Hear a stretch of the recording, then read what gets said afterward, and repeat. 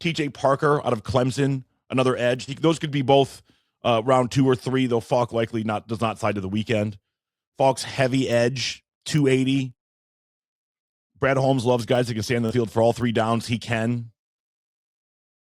And then Parker, high motor, edge disruptor, plays with violence that Dan Campbell loves. Not a finesse guy, power rusher.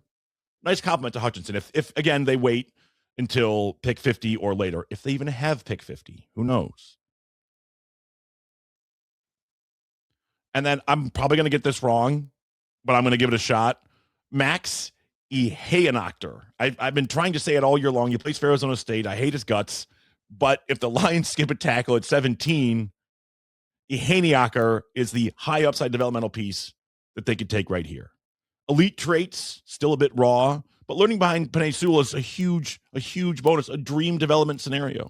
And of course, if I'm going to add a Sun Devil, I'm coming in with a Wildcat. Traden Stukes, the defensive back out of the University of Arizona, goes later rounds, 3-4, right?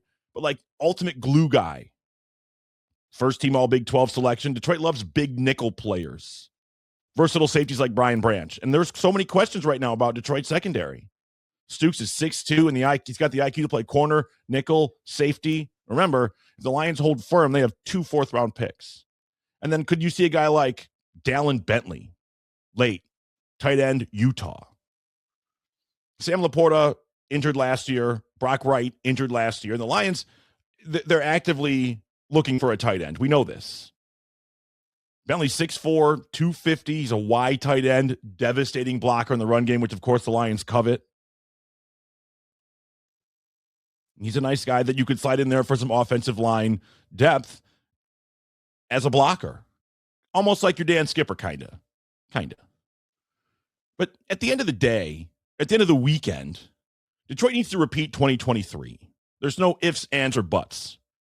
I mean, at the time, draft experts panned the class. Holmes took low-value positions like running back and off-ball linebacker. Well, 3 years later, looking back on it, the class is legendary. Gibbs, Campbell, Laporta, Branch. 4 day one starters. Pro Bowl caliber players in one weekend. It's unheard of.